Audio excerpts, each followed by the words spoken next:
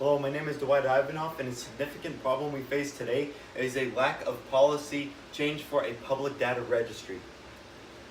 So a significant problem that we face today is a lack of laws that regulate and maintain registries run by state data warehouses, only accessible via a key protocol, a hardware key protocol, that only the individual possesses, that archives everything we do on the internet and for all of our records to protect our identity. Rather, we have corporations and governments collecting our data and making cyber profiles on us without our consent or access to. Anybody who has this entity, who has access to the cyber profiles, can manipulate our data and do whatever they want with it.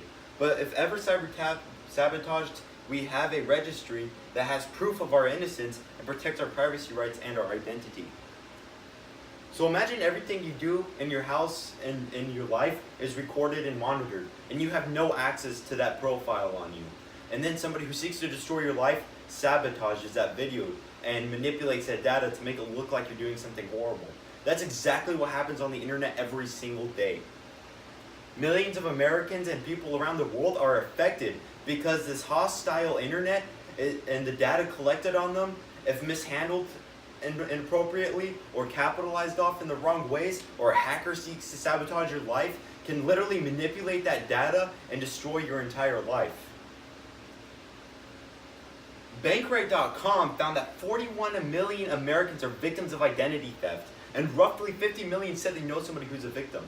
If we have the right in America to have privacy rights and to have the right to innocence and to have the right to record to prove our innocence, why not take that to the cyber world? There's been multiple Supreme Court cases that proves the government's incompetence in our information. Kayaki, the Supreme Court rules that the government violated privacy rights in a GPS tracking case, 2015. James Cook, Mark Zuckerberg said Facebook's open to testifying before Congress, but even before somebody else does it, 2018.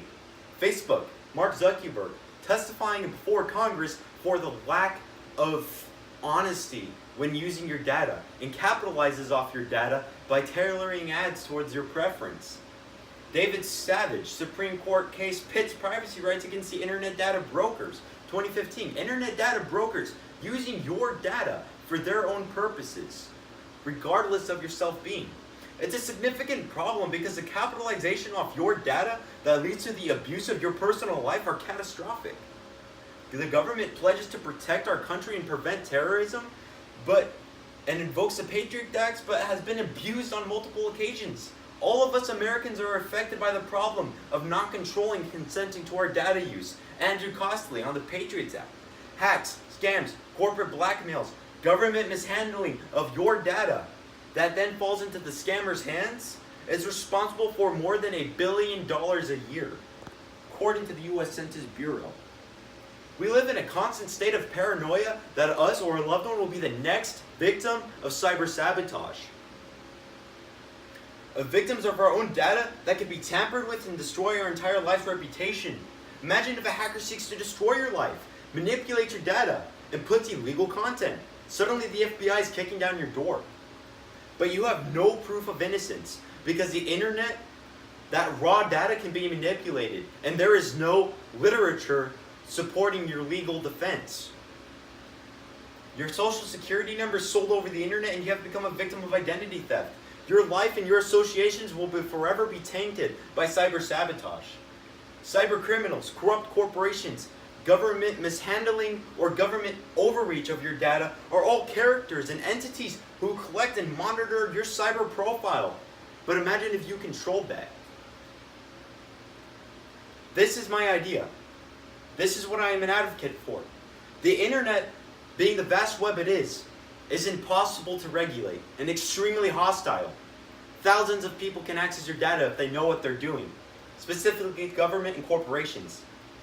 But everything that your data registers and is archived is then deployed to a parallel registry, and that registry archives everything you do.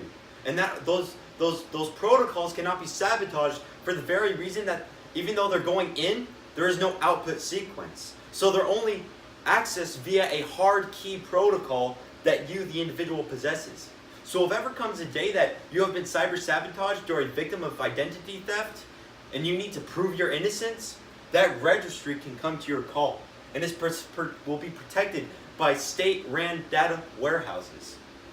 That government and corporations work in compliance with these networks, so you see everything that they're seeing and can consent to exactly how they're using your data. There is a lack of law that centralizes individuals' data, and only corporations and big government or criminal hackers have access to this data to create a cyber profile on you that you do not consent to. Corporations seek to capitalize off this data to sell or guide ads to your preferences, and government seeks to protect until the wrong person becomes a handler of our precious data, or a malicious hacker who seeks to sabotage you and threatens you with your hacked data. A central data registry ran by state data warehouses that only individuals have access to via a key protocol and consent to what data is being shared is the only solution. A significant problem we face is the lack of specific laws that regulate and maintain central data registries only accessible via key protocols the individual possesses.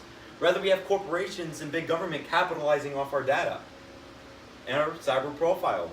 Who knows who may potentially control our data one day? The world is digitized, and the reality is we do not see everything that we do on the internet. And we do not see what really goes into these data webs. It is a dangerous and dark world. And we created laws in this world that allow us to consent for how our information is used. So why not take that to the cyber world? Our human rights, privacy rights, right to life, all exist here, and they better exist in the cyber world. The cyber world and the demand to right to consent for our cyber freedoms must be fought for. Thank you. Go.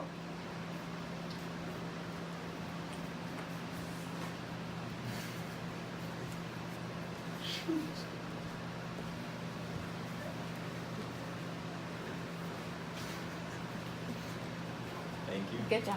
Thank you.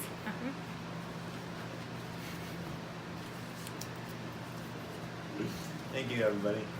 Thank you.